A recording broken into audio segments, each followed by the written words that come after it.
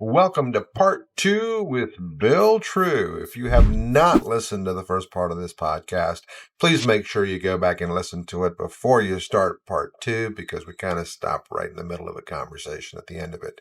But Bill is so knowledgeable and there's so much wonderful information and such great stories that I did not want to cut a big chunk of his podcast out. So we're going to start with part 2 right now. TV pilot I was working on 3 years ago.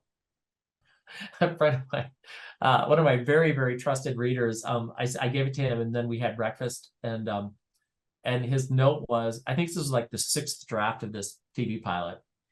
And I said, "What did you think?" And so I didn't say, "Is it ready?" I said, and he said, "I just want you to know every line, every dialogue, every scene, every page, every beat is beautiful. I loved everything about this script. What the hell is it about?" And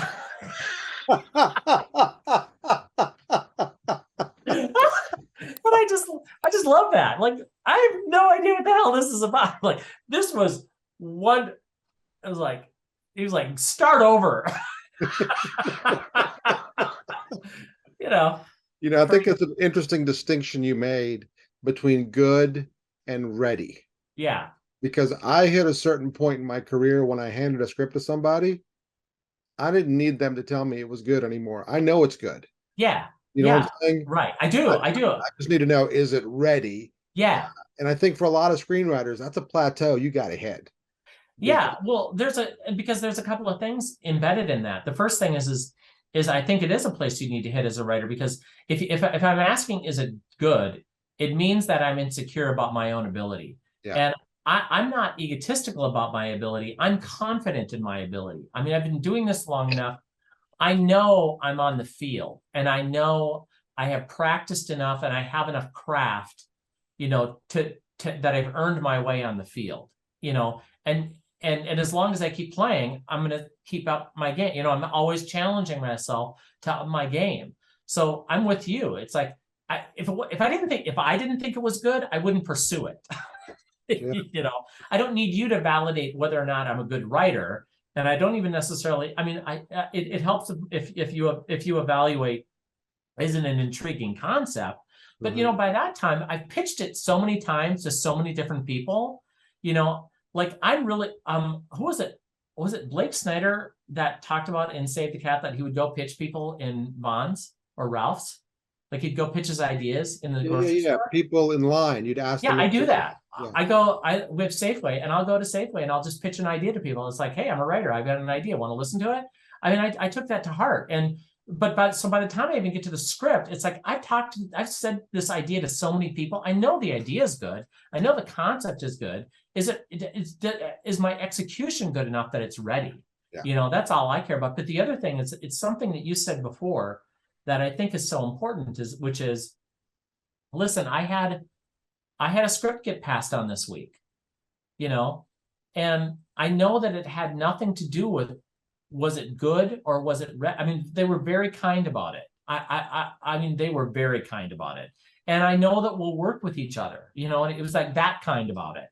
Mm-hmm. And I know the script is good because it's gotten me so much other notice. I have another opportunity out there right now that I'm waiting to hear word on, that this script got me that opportunity. The script was never going to get made by this other company, but the script was the writing sample that went into them, where the exec said, "If I could make this script show, we would be buying it today." So it's like, it has nothing to do sometimes with whether something is good or not good anyway. There's so many reasons why somebody passes on something that have nothing to do with your script, have nothing to do with your writing, have nothing to do with you, and it's one of the reasons why, you have to move past all of that anyway, which is why I've stopped talking about asking people, is it good?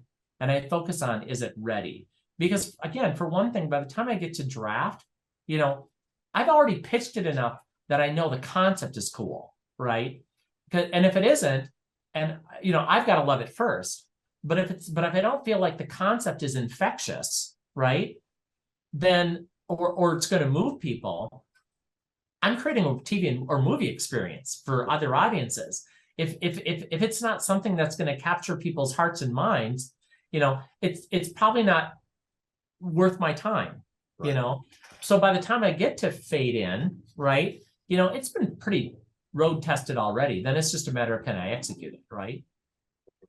So, but all that other stuff is just, like you said, it's noise that is bred about insecurity about, am I good enough to do this? Yeah. And, we can talk about imposter syndrome, we can talk about whatever, but the bottom line is, you're all good enough, right? We're all good enough. And the only difference between where you are and I am, and those people that aren't where you and I are yet, isn't ability, it's practice. It's like, that's the whole theme of this hour, right? Is like, the thing that I wish I would have listened to is, if you just practiced, you'd be a story maker. Yeah. And you can do it professionally. You can spend your lifetime doing this if you just practice.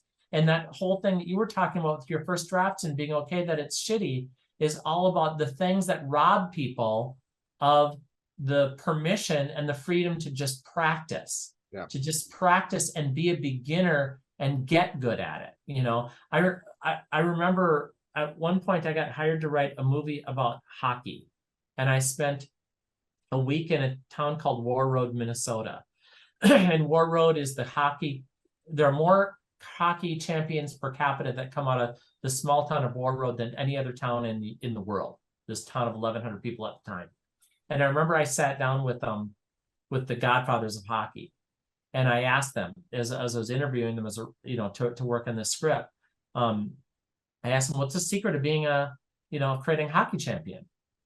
And the godfather of the godfathers was this old native guy. And he was wearing this, trucker cap and whatever, and smoking a cigarette. We're in this greasy spoon diner. He says, well, it's 4 things. You need 3 out of 4. And he said, God-given talent, good coach, good support, and ice time.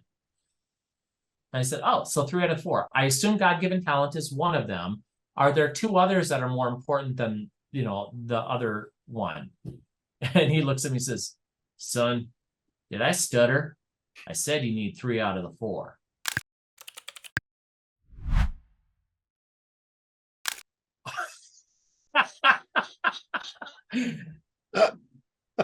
And then he started proceeding to tell me about all these hockey champions that I won't name the one, but is a very well-known one. He's like, didn't have a I said, I've been watching that boy skate since he was 5. Didn't have a God-given talent in his body. It's like I just so related to that, because I was like, oh, I'm that guy, and if I just have the 3 out, if I have a good coach, right? In other words, if I'm willing to learn, if I create support, if I don't have it in my family, do I have it in my friends? Do I surround myself in the supportive community? And in ice time, I tell my students all the time, I am the first guy on the ice in the morning and the last guy off the ice. I mean, you and I, but it's 10:18 your time, and we're still talking about screenwriting. And I know you've been going like I have since about 6 o'clock this morning, and that's what I think people need to realize. If you focus on those 3 out of the 4, God-given talent is not the most important one, and I think his point was practice is the most important one, I've got a God-given talent story for you. Yeah, please do. After my, I want to say, sophomore year of college, I interned in Los Angeles at the Bedford Falls Company, which is Ed Zwick, Marshall Hershkovitz's company. Yeah.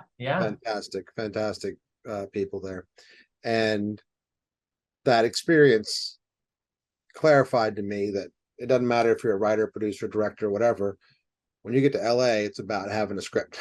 It doesn't matter what you're trained in, or right. That's the way in. Everybody's working on a script. So I moved back to North Carolina, for my junior year of film school, and I'm like, I gotta learn how to write. I'm a producing major. Right. I gotta learn how to write.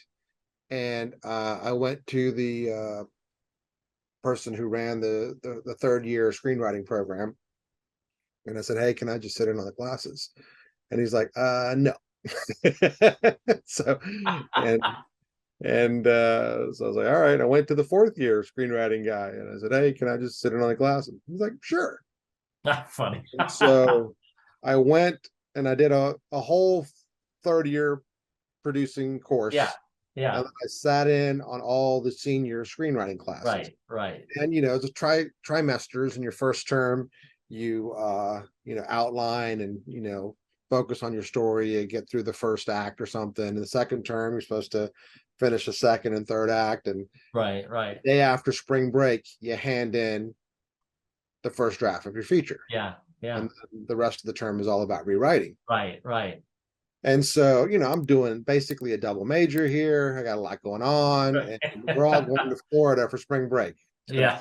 forever, and it's the Friday before spring break, and I'm just like, I gotta finish the script. What am I gonna do? It's not ready, and so I choose not to go on spring break, and I got no distractions because Right. Right. on. And for a week, I just work on my script, and I'm going through my stuff, and I go into class, my screenwriting class, the first day after spring break, and I hand in my feature script.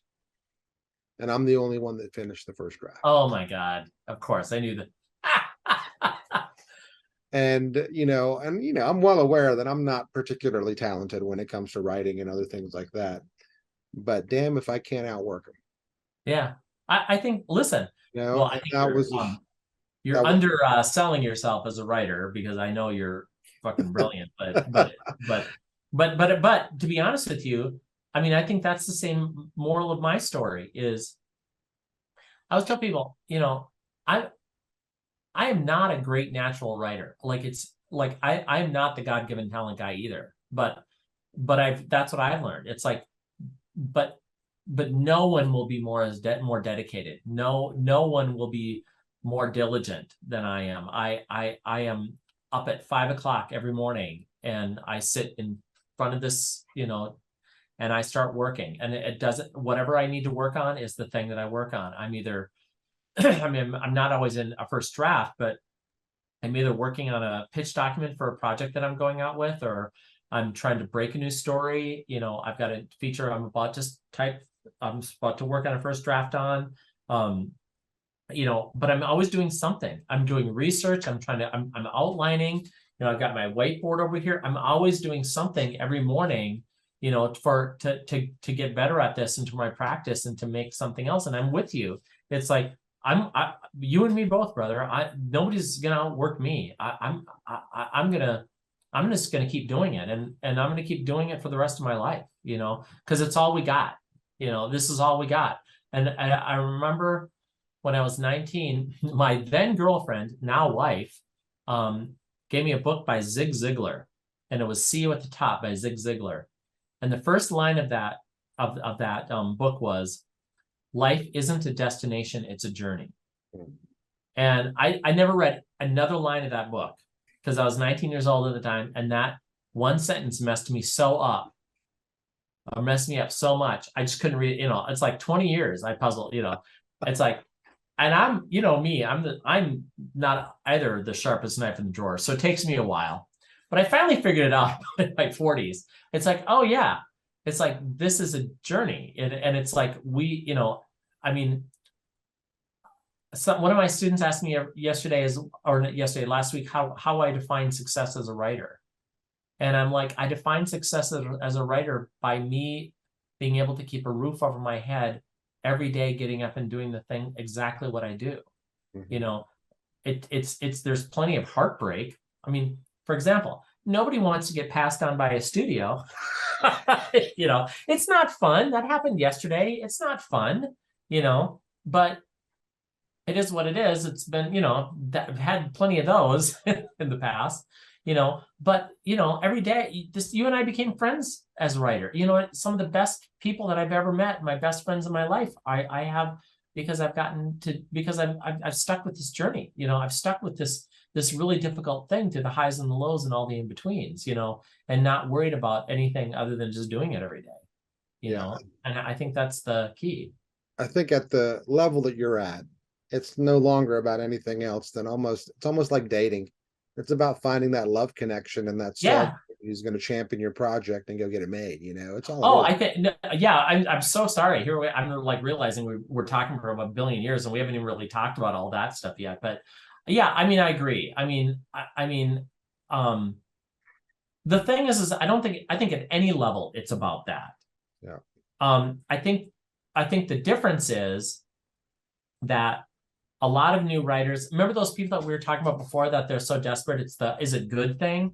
And I got to get it done, and I got to make my career, and I've got to make my million, and I've got to become a pro. I've got to get my manager. I've got to get the sale. I have I know a lot of people that are in such a hurry to do that, and I've done this too, and maybe everybody has to do it once or twice so they can get over it. But the thing is it's desperation. You get desperate, and you're willing to put substandard, sub-ready work out there, and that's more dangerous than waiting, and just doing one more draft, and so there is that, if you're putting work out there that isn't ready and isn't pro grade, right? People see that, and you can close off opportunities. I mean, the good news is time in life is forgiving. And you can come back from it, but we've all had setbacks by our own hand because we might have put stuff out there that wasn't ready.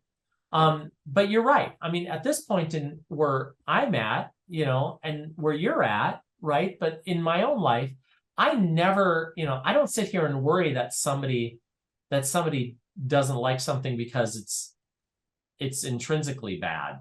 Right. I mean, the thing is like, I have literally on the same script, I had a script that, speaking of Bedford Falls, Marshall Herskovitz read it and loved it, and it's like, and he was like so busy, but he was like, he made certain to get back to my producer. It's like, okay, we can't make this, but I just want you to know how much I love the script, and like apparently really meant it. But it's like that script was my first TV pilot that went around, and it was Alan Gasmer, my dear friend Alan Gasmer was the executive producer on it, and it got me so much exposure. Almost sold twice, and by the way, both times fell through for reasons that had nothing to do with me, nothing to do with the script. But on that same script, the same week, by the way, we had an A-list TV star who had just finished a show, was in between shows, read it from his reps and say it was the best script that he had read in 2 or 3 years. And he attached for like 3 or 4 weeks until this other show came. It was like, I got to take this other show. And also that week, we had a notable showrunner say, I'll also read the script and be like, oh my God, because you have this star and I love, everybody's praising the script. And then I walked into Alan's office one day and we were waiting for word from another production company, a very notable production company. And, I was like, what did they think of it? And he was like, and I was like, no, it's okay. And he was like, well, their exec said it's not that the story was so bad, it's just that the writing was terrible. So you know what I mean? It's like you're gonna run the gamut anyway. Yeah.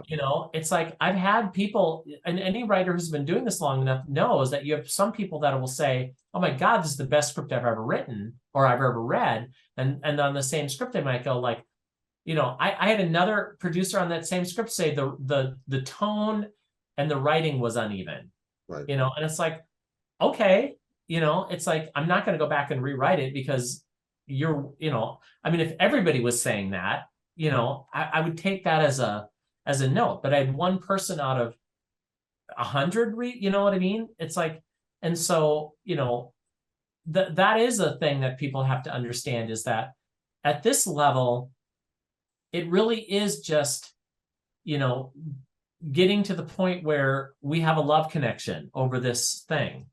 And we can, and by the way, when I say ready, I also don't say finished.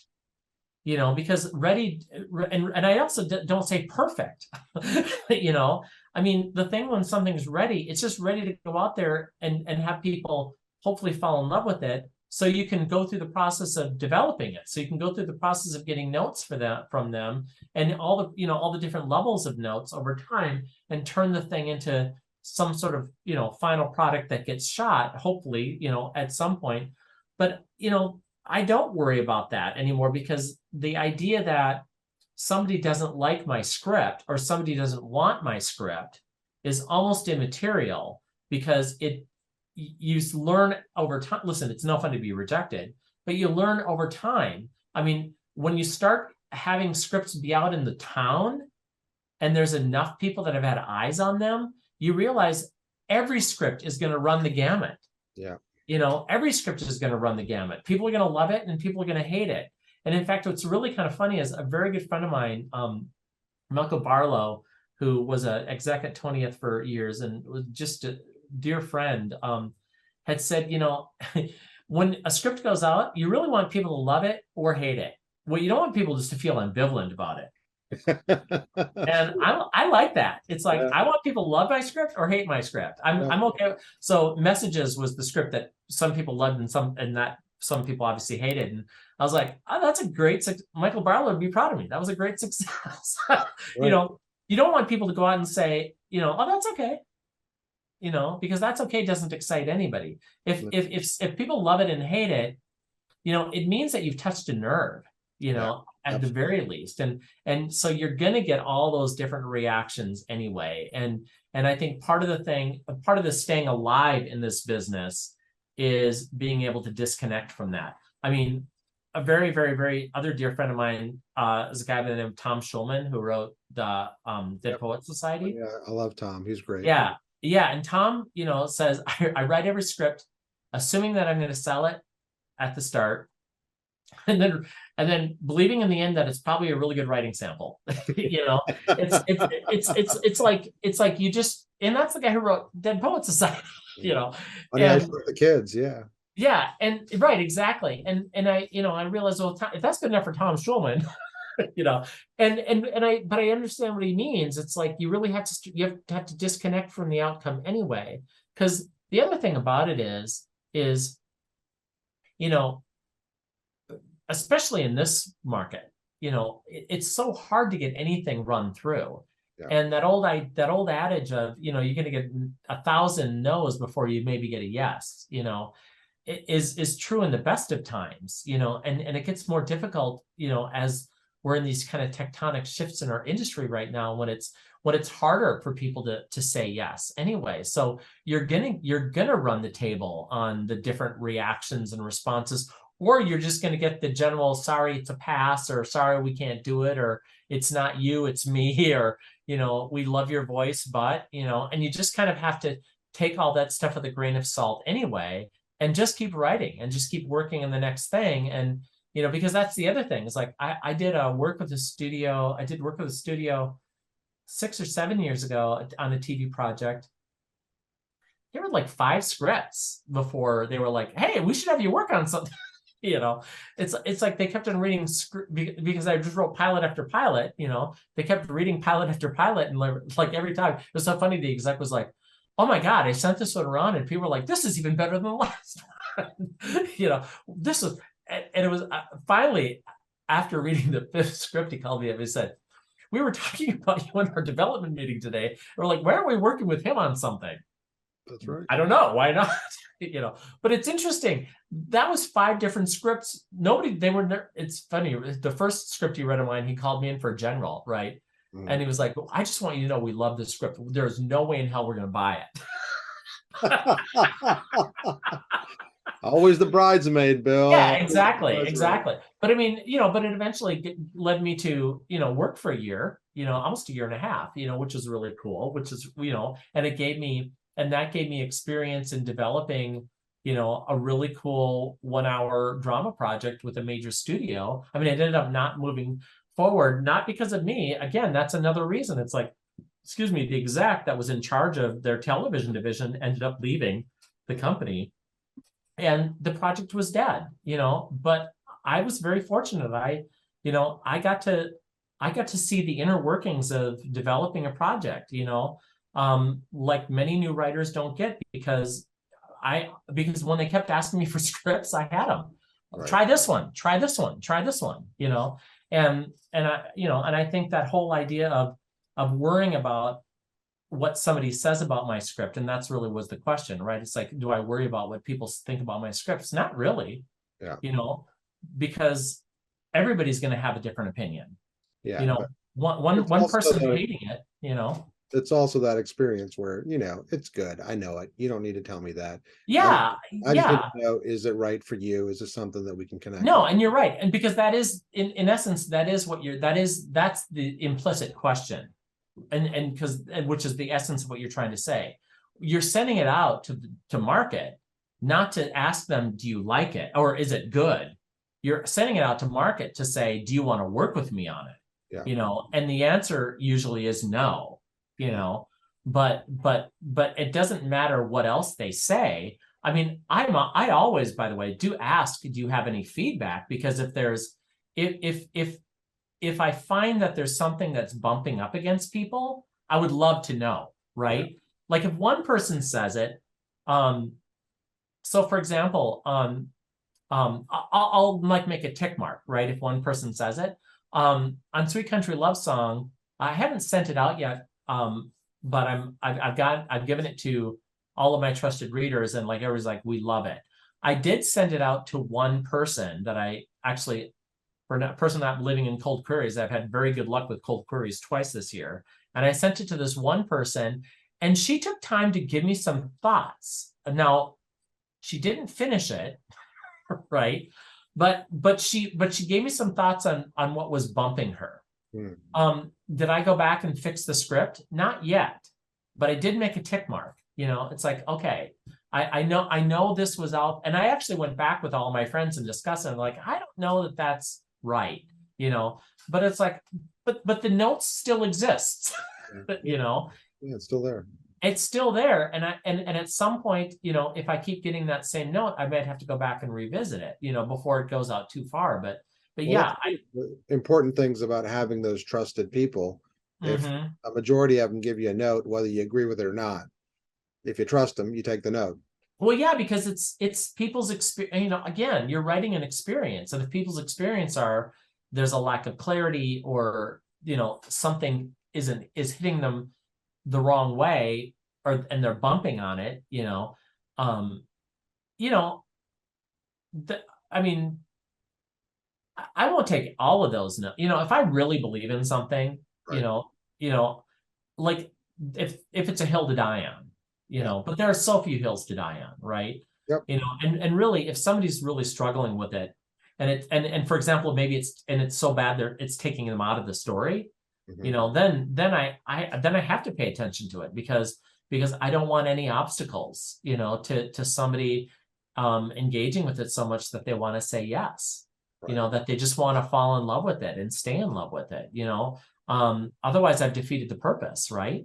Yeah. You know, it's like that's why my hills to die on are so few and far between. It's interesting because, you know, one of the things that I had to do today is I had to call a producer, because there's a movie that I've been working on with that I own the rights to the script that I did with an author friend of mine, adapted from an author friend of mine.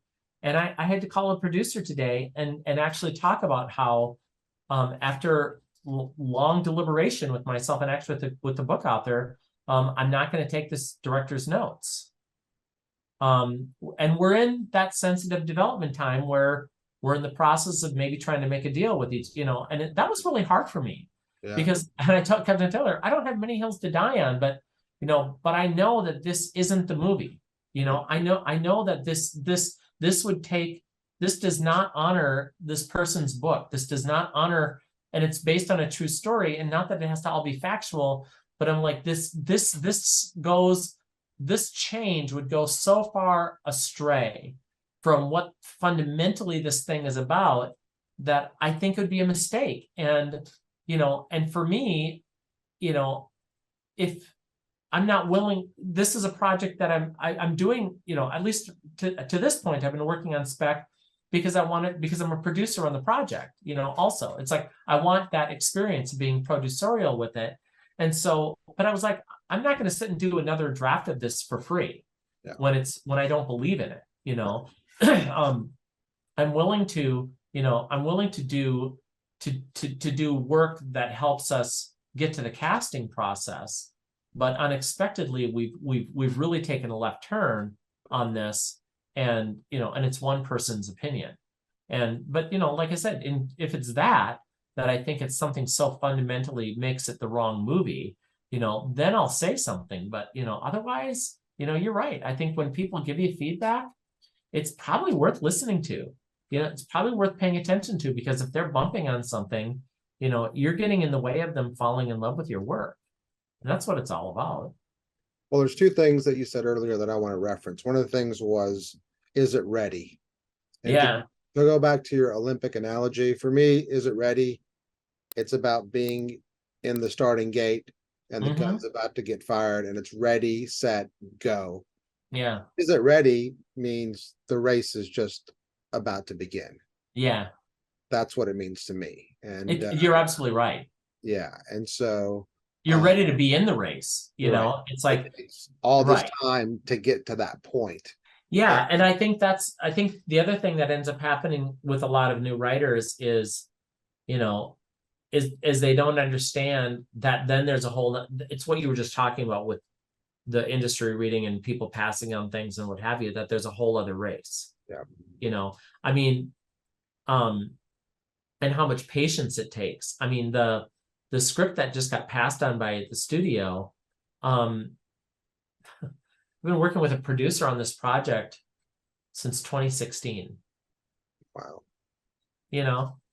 I mean, I've been working on it nonstop since then, but I've been working on it for a good long time, and I have another project right now that we're waiting to hear back from a network, and we're hopeful. And I keep telling people this is lightning fast, because I had this idea in late spring. Spent the summer, brought in a co-writer, spent the summer working on the project. There's not a pilot script yet, but there's we worked up a pitch, but this has been kind of going on since April. And like I said, by the time it gets done, if this goes in our favor, it will have been lightning fast at 7 to 9 months, and I think that's the other thing that people think is, it's like, the days of things going out to market over the weekend and having a bidding war are over, at least for now. And I think that people think, oh, it's ready, and now I'm going to take it out, and I'm going to have good luck with it. Or I got a meeting with a producer, and this producer loves my work, and so therefore I'm there. You and I both been there, and you celebrate those moments, but ultimately you realize, you're right. You're when it's ready, you're at the start of a very long race. You're at the start of, forget a marathon, you're in the Indy 500, which is all about endurance. You better understand, which is another reason why we haven't even talked on this, which is why, there are people that work on the same script for 5 years, and it's like, no, thank you. It's like, I have a document that has like all of my, like, not that I'm actively working at the same process of everything, but there's not a time when I don't have, I don't know, 10, I counted up right now. I have 12 projects in play right now at various stages, and some of them are projects that I'm putting together takes for producers. One of them is a book that I want to option. One of them is this movie project that I had to talk about.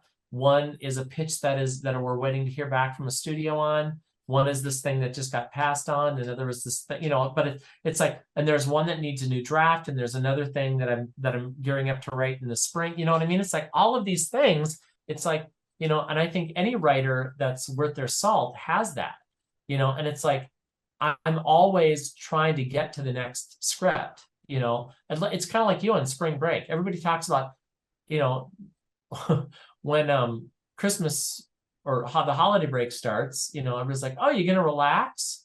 Ha! No. December 16th, I'm gonna break ground on a new, you know, no, I've got to get the first draft of a script done between December 16th and January 15th. That's right. That's right. No. And I think that's the, you know, it's like the people, that's the other thing, is like the people that are successful, it's like they not only worry, they recognize that this process takes a long time, that the script is ready, and then it's, and then the race, the Indy 500 is, you know, then it's an endurance race anyway.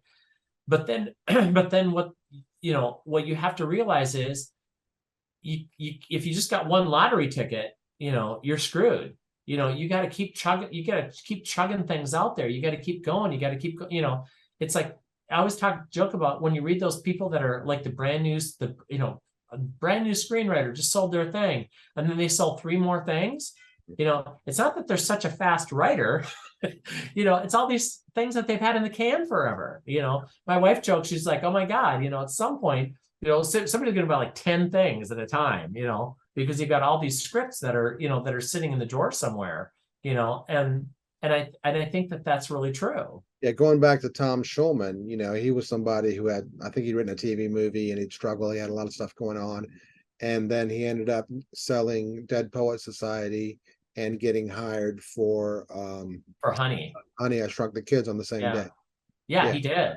That's well, exactly actually, right. and it's funny because Katzenberg gave him Honey. He was a great writer, but he gave him Honey, I Shrunk the Kids because he's like, it's going to take us a long time to get going on this other little movie that, Right. you know, that nobody really wants to make, but I'm going to make with you, you know. And so in the meantime, we'll just, so you can pay the bills, we'll give you this other, you know, silly little Disney movie. You know, but I mean, but it's a perfect example of, like I said, I think, you know, one of the things that that new writers don't realize is, I mean, as much as you can say it, it's like, you have to keep writing and you have to keep doing new things, because you have to keep feeding the machine, you know. It's like, you have to keep feeding the industry, you know, and new ideas, because, you know, scripts get stale. I mean, you can come back with something, you know. I had a TV pilot I wrote 12 years ago, not 12 years ago, 11 years ago, you know, that at the end of last year had some life to it again, you know, because I think it's kind of finally relevant, you know. But it's like, you know, but if you just have like 1 or 2 things, and those are the things you're shilling year in, year out, you know, it's like, I think we figured out your issue. I think you're 11 years ahead of schedule. oh my God, you and Lori say the same thing. Yeah, I think so. I think so. Listen, there is not a story out. It's funny because this TV thing that just got passed on, it's getting a lot of traction now, right? This production company that went out to the studio, part of their deal with it, they're still going to take it out to buyers. And it's interesting because 6 years ago when I wrote it, I thought there was a half-life to it, but what I didn't realize was it was so far ahead of where everybody else was that the world was going to catch up to it in 6 years. Not that it was good, not that because of this one technical aspect of the show would it be passé by that time, but it was that, like, the way that I was looking at this industry that the show is about, like the world hadn't caught up with it yet, you know. So apparently I'm a visionary, but yeah. I could stand to be less visionary. You'll never be truly appreciated until you're long gone. Yeah, I know. I would much rather be like the, you know, I talk about to my students, a guy who wrote Jingle Bells, you know, wrote it and you know, died in obscurity. Right. You know, wrote this poem, and it wasn't until, I think it was like 15 years after his death, that his daughter put it to music and it became Jingle Bells. I was like, I would much rather not be that visionary. Yeah, no doubt. All right, well, let me pause here. I know I could talk to you for hours and hours more, but I like to keep these podcasts to about an hour, and I think we're Oh about. yeah, and I think we've been here for about 70 hours now, haven't we? Well, maybe we'll do a two-parter. Maybe we'll break it up and have a part one and part two. But I want to end with one thing you told me last time we met. We had breakfast in Arizona in Scottsdale, what, a week ago, 2 weeks ago? Yeah, a week or two ago. And you told me about Future Bill, and I want you to tell us a little bit about Future Bill at the beginning of your class. You tell the Oh, students something.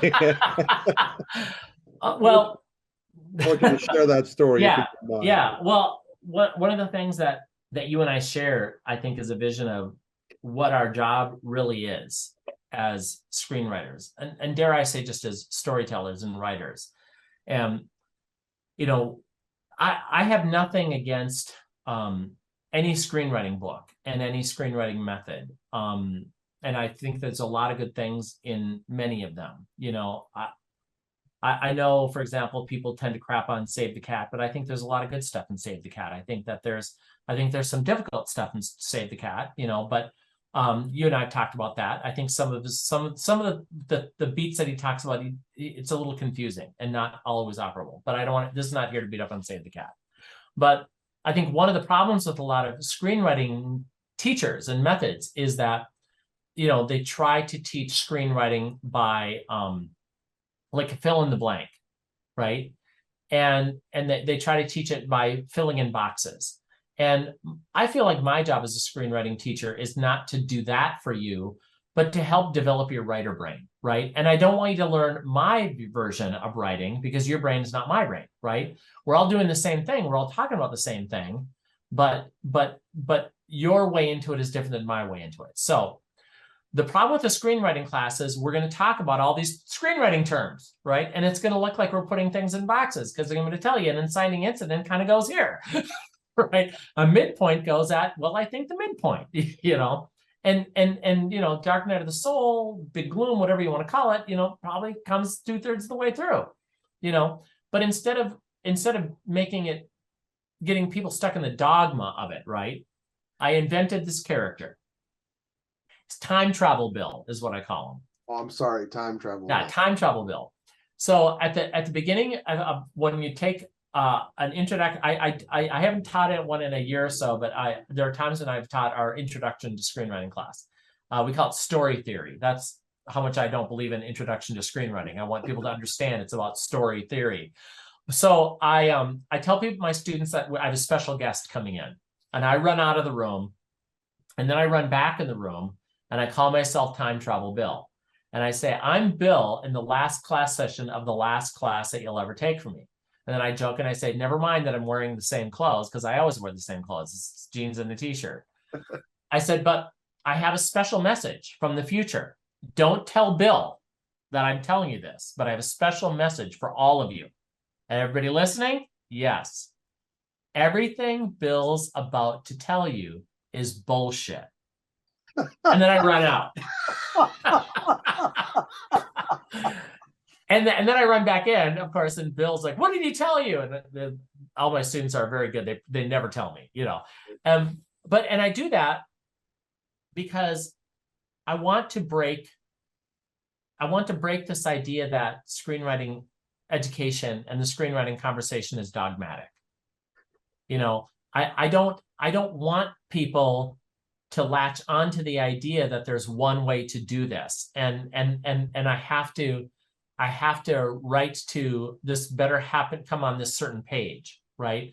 Yep. A term that I made up that I talk about all the time to my students is moviness. I call it moviness for features, TV-ness for TVs. Isn't that clever? And I talk about let's talk about what moviness is. And the other thing that I say is that, and moviness doesn't come from writers. Like moviness comes from audiences. Moviness is the experience of it. You know, does somebody watching or reading, right, your movie story, do they feel it feels like a movie? Does it have moviness to it? So let's talk about what the hallmarks are, right, of stories that we tell that feel like they have moviness. Mm-hmm. You know, and let's talk about what the commonalities are. Well, what is in essence behind the scenes? What are we talking about? we're talking about structure, right? We're talking about movie structure, but we're talking about it in a way that doesn't feel prescriptive and doesn't feel, again, I know I'm overusing the word dogmatic, but doesn't feel like, oh my God, there's only one way to do this, because you and I both know that structure is really, dynamic. It's really forgiving. And, one of the things, but what I say is moviness dictates, right, that people have expectations when they're going to watch a movie. They kind of expect to see certain things happen at certain times in certain ways, right, in a movie experience. Now, if you want to get structurally eccentric and creative, you can, you can subvert those expectations. You can defy those expectations. You can't just not meet them, though. Does that make sense? And if I'm going to subvert or defy something, let's talk about ways that you keep an audience oriented, right? That it's like a good magic trick or a good joke that you set them up so that when you defy it or subvert the expectation, they don't go, I don't get it. They go, oh, I see what you did there. You subverted my expectation. But it still feels like a movie, and it really works. I mean, I'm really proud of that, because what I think I get out of it is people that understand how movies work in one semester class, right? And actually break their own movie story in the first semester of a class. They're not all great, but they're completed thoughts, but they have moviness to them. And the most important thing is those students that want to go on and continue their education, instead of being set up to be confused because they're trying to understand all these terms and they're trying to fit their ideas into a very prescriptive model. Instead, they're starting to think like storytellers. They're starting to think like story developers. They're starting to develop their own story maker brain, instead of trying to clone Bill's story maker brain. Right. So therefore, it makes sense that everything I'm telling them is bullshit, because the bottom line is the only reason why we have screenwriting terms is because we're trying to describe something that isn't tangible. We're trying to describe something that doesn't really exist. It's a metaphysical construct. So I tell people it doesn't matter if I call it an inciting incident or a gobbledygook or a bobble or a gloobity gloob, right? It doesn't matter. We all know that that in these things that have moviness, we all know that it has one of these. So we got to call it something. Now, how we get there, right, is up to you. How we get there is your journey, and I think that really helps, because for new writers especially, it helps them not be so locked into, what, I have to do it this way. Right. Or if it doesn't happen this way, I've either done something wrong or movies don't work. So that's Time Travel Bill. I love Time Travel Bill. I don't have a time travel version myself, but basically in my book, I state, I'm not a fan of recipes for writing a screenplay. Mm-hmm. But I recognize the fact that if you've never written a screenplay, you need some help to get through the first one. And so I liken it to, a cook and a chef. A cook makes the same recipe over and over and over again. And if you do the same recipe that everyone else does with Save the Cat or, with one of the other books that are out there, your script's going to read just like their scripts do. Right. Be identical to it. But what a chef does is a chef has made enough recipes and has that experience and has that. Yeah, they've internalized it. They've internalized it, just like you talk about your process. They'll open the fridge and just see what's there. Right. And they'll whip up the best meal you ever had. Yeah, exactly. With whatever happens to be laying around. And I think that's the juxtaposition, that is between a beginner and someone who's got some experience. And I say the same thing. I agree. At the end of my book, I said, take what you will from this, because I don't know, not the be all end all. Go take Bill's class, go take so-and-so's class, go read this book, go watch that movie, and build your own process. Because at the end of the day, we're all trying to get to this thing, which is, arbitrarily called our voice. Right. Well, and the bottom line is, I agree with you, because the other thing that Time to Trouble Build conversation doesn't do is it doesn't demean or dismiss any of the books that have been written. Right. Because they're all valid in it. I mean, they all have a place. I mean, they're, you know, it's like, you know, it's okay if Blake Snyder had his process that worked for him and the way he understood it, because you can glean something from that. Right. You know, you just can't hang everything on it, right? Because in the end, it's the way his mind works. Yeah. And I mean, I should say, not to plug your book, although I'm going to plug your book. The thing that I think that I love, not that I think, that one of the things that I love about your book and that I think is so helpful is that you didn't prescribe. You know, I mean, you talk about what I think is really the heart of the matter, which is you for one thing, you cleaved off the notion of concept from, you know, from what stories really are. Right. And concept is cool, but I you know, it's the way you talk about concept gets people in the door. Concept gets a butt in the seat. But the thing that makes people remember a movie is the beating heart. And the other and the way you get to a beating heart is through perspective. And the way you get to perspective is through emotion. And the way you get through emotion is through life experience and describing transformation. And what people don't realize is, you know, some people are still stuck on this notion that voice means clever on the page.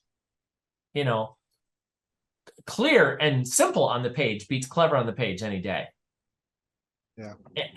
But you know, but voice is just that. It's your perspective. It's how you convey your heart, your beating heart on the page, and how you show, you know, and walk somebody through experientially this how somebody transformed their life, you know, over the course of 90 to 120 minutes. And by the time you're done, nobody will care what the concept is anymore. You know, I talk about Star Wars a lot in my students' class, and they're like, by the end of the movie, do you really care it's about space? You care about it's this kid finding his place in the world because he learns to trust himself. You know, it's like, that's why you cheer at the end of Star Wars, because he finally gets the memo.